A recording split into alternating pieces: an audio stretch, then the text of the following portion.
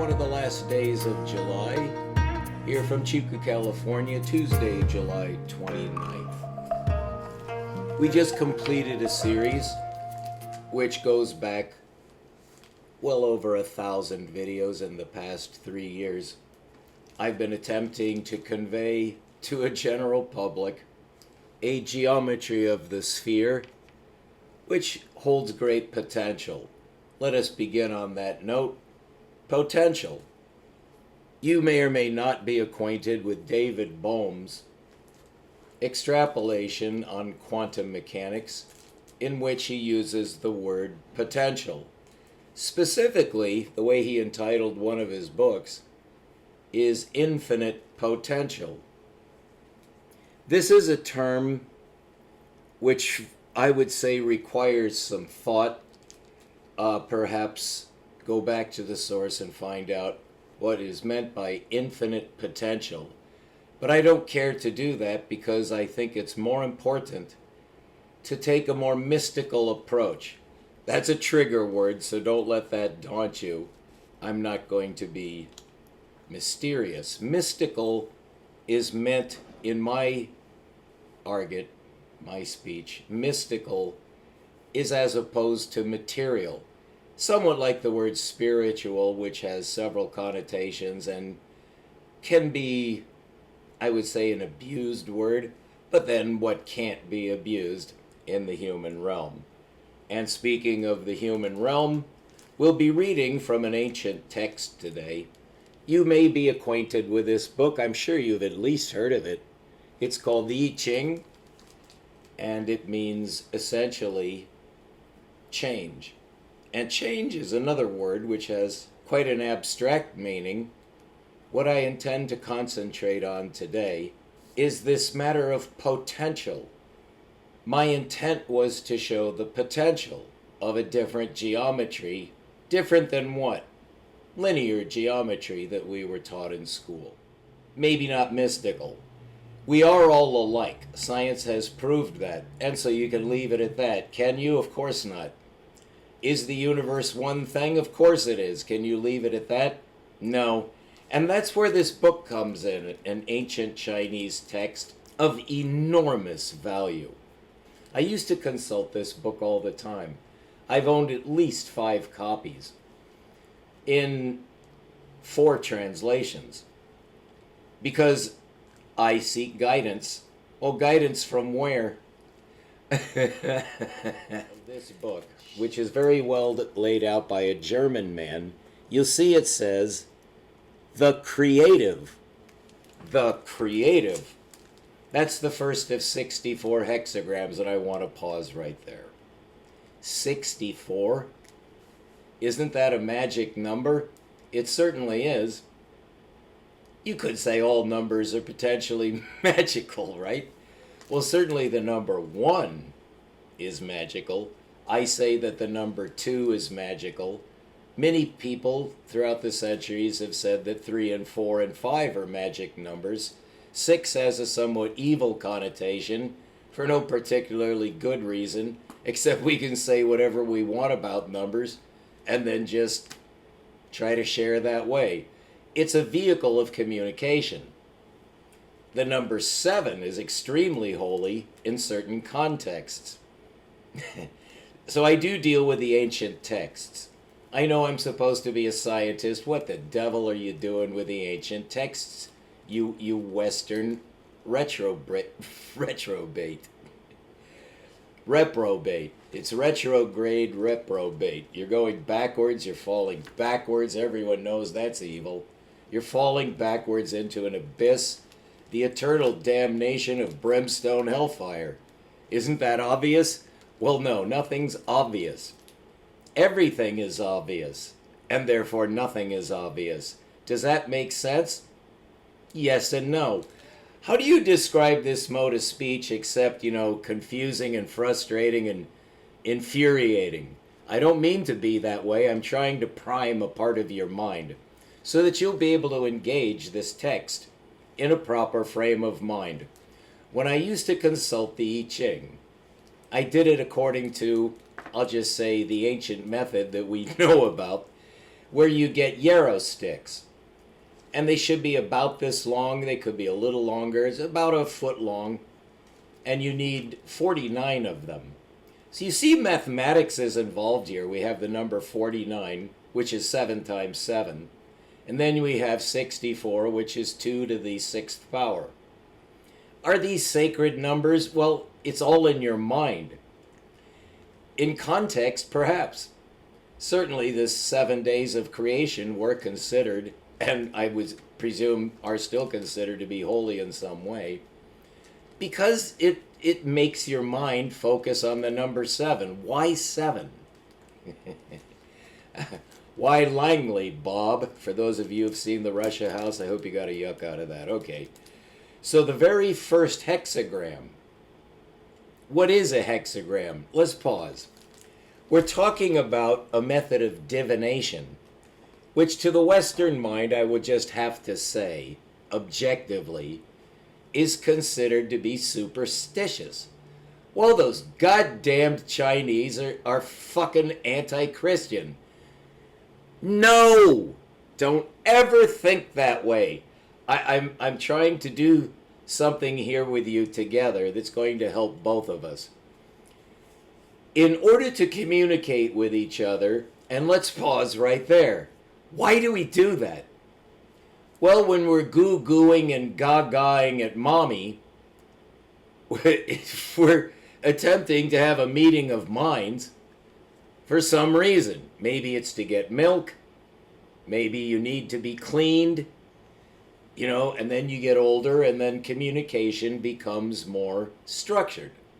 We learned the language of our culture.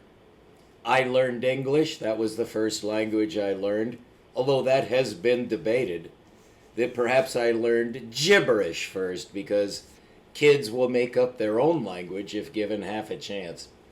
And that's actually been studied, that there is a spontaneous development of what is called pidgin language. The children who have somehow been isolated so that they've grown up without being exposed to language will make up their own language. And it has a structure that's been studied, I'll just put it that way. But why do we communicate? It depends on the context. It can be simplified into a statement, it depends on your age, would be the first contextual application. What are we talking about? Well, what are you and I talking about? You probably tuned into this station to get science. Let's pause there. Why do we do that? See, I want to go deeper than that. What is the purpose of communication in the scientific context, which is simplest? You could say, I attempt to present the subject that way right now, is what is communication in terms of science? It's supposed to be rigorous logic. Okay, well then you have to communicate it. You have developed a system where 1 + 1 = 2. And now you have this massive people, your society, there's people, you go to the bridge club, the poker club, you go to some club, the church is a big club, you go to a political meeting or some town meeting where you all put your heads together because you can do things together much better than everyone acting in isolation. Correct? Well, that's one major purpose of communication. It's so that we can do things together that we cannot do alone, or with much greater difficulty alone. If you had to build a jet, it would literally take you forever, and you would never accomplish it.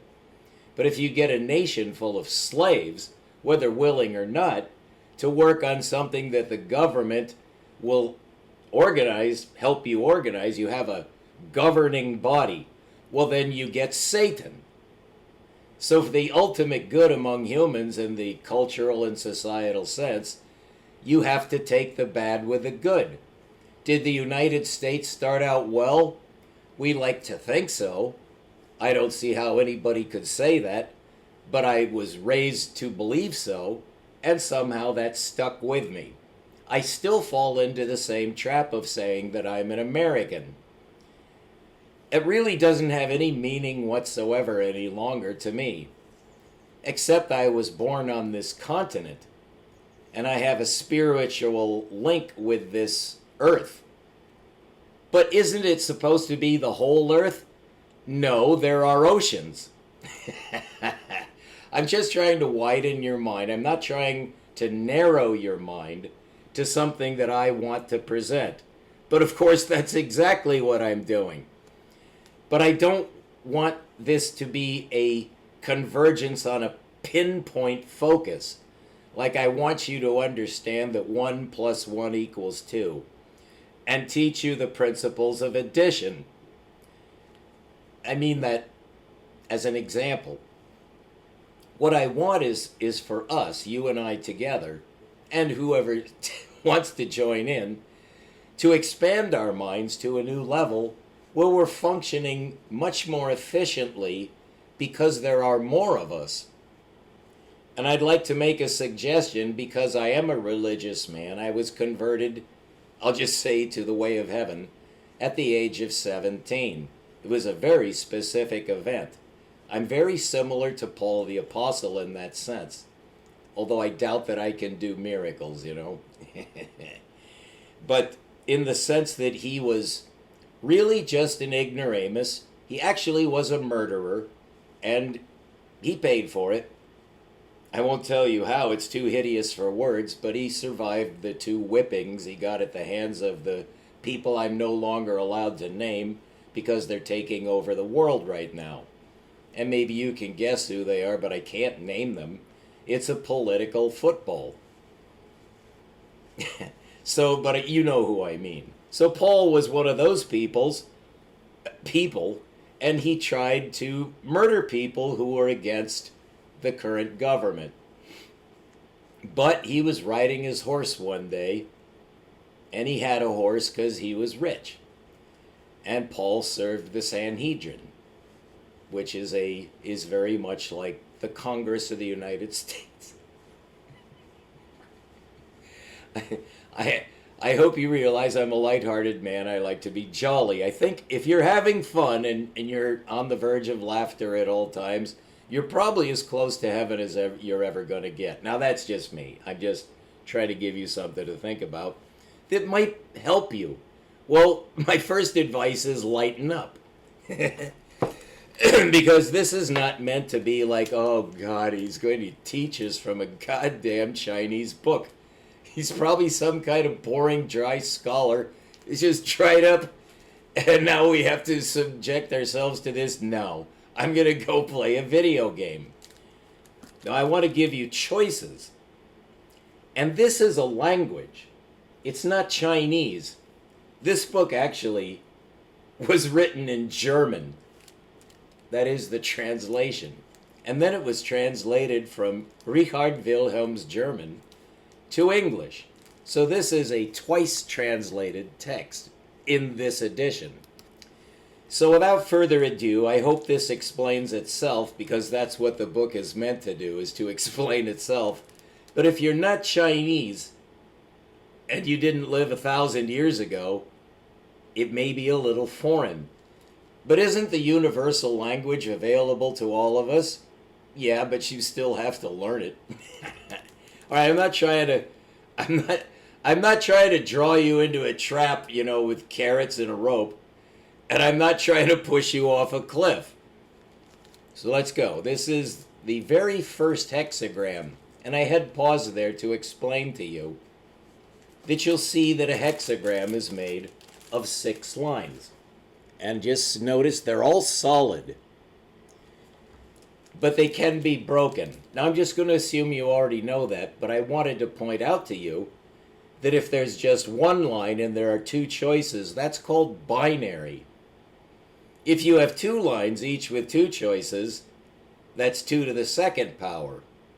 You have 4 choices. And then 8, 16, 32, 64. Why did they stop at 6 lines?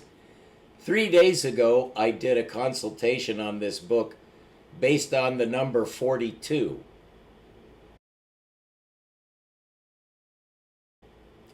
which you may know is from the Hitchhiker's Guide to the Galaxy.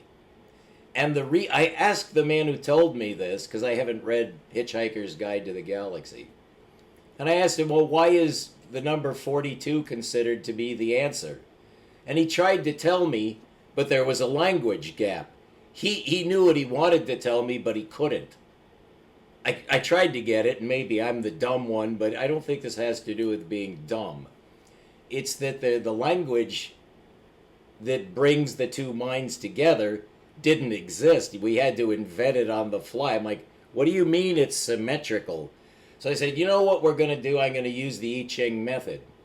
And I'm going to take the number 42, and I'm going to turn it into a hexagram. And it turned out it was symmetrical. It was beautiful.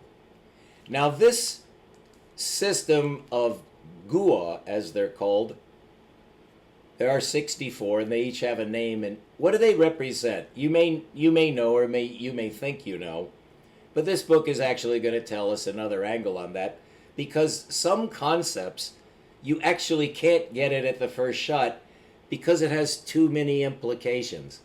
Bringing us back once again to David Bohm. He didn't just say that the quantum system implies infinite potential, which is quite a pregnant thing to say. He also talked about something, and this was the title of another one of his books, the implicate order. What does that mean? Well, it's meant to be distinguished from explicate, which means explanatory. Well, what's implicate? It's the substrate from which explanation comes, which implies potential, because you have the potential to explain things. Does that start to sound like science? This is because David Bohm went beyond science, because everything has a context in this universe. You might say, except for the universe itself, because there's an old adage, at least in the West, there's an exception to everything. But a moment's thought will make you realize that that's a contradiction. If there's an exception to everything, then there's an exception to that statement, which means there's at least one thing in the universe to which there is no exception. Now, if that makes you feel spooky, it probably should, but I'm not going to be giving a sermon because I'm a student. You know, we each try to teach when we're in the context of teacher. But mostly we're students learning, because isn't there a heck of a lot more to learn than there is to teach? But we do try to communicate, and now I think you see that things become structured. How structured? Can we learn from the structure itself? Yes, I have. It's actually called geometry. And I discovered the second geometry. Well, that makes me a megalomaniac. By definition, because who would say such a thing? Oh, I discovered the other geometry that no one else has ever discovered. Really? But maybe I want you to know what I know, so perhaps you can see what I see. Is that pretentious? Is that precocious? Is that pompous? I've used all these words against myself, really, my conscience. What am I doing? So I need guidance of some kind. So I consulted this book at a crossroads when I was actually starting to harm myself. I do live alone, and I've lived alone for 16 years, and during that time I have been homeless twice. And I lost everything that's precious to me. Twice. The first hexagram is made up of 6 unbroken lines. These unbroken lines stand for primal power, which is light-giving, active, strong, and of the spirit. The hexagram is consistently strong in character, and since it is without weakness, its essence is power or energy. Its image is heaven. Its energy as represented is unrestricted by any fixed conditions in space. and is therefore conceived of as motion. That's exactly what spherical geometry proves, thereby solving the quantum paradox and giving us the force balance of the universe itself in mathematically provable form. Time is regarded as the basis of this motion. I proved that geometrically, and I have the first scientific definition of time that a high school student can understand. I've also solved the calculus, so you'll never need it again, and you'll never need complex numbers. You do need each one just exactly once in their simplest form, though, because the calculus is actually a principle. And don't blame Newton, because all he did was invent a tool to get to the bottom of celestial mechanics, and it works. But it's not ultimate. It was his successors in the 20th century who screwed everything up, beginning with Einstein. Thus, the hexagram includes also the power of time and the power of persisting in time. That is called duration. The power represented by the hexagram is to be interpreted in a dual sense.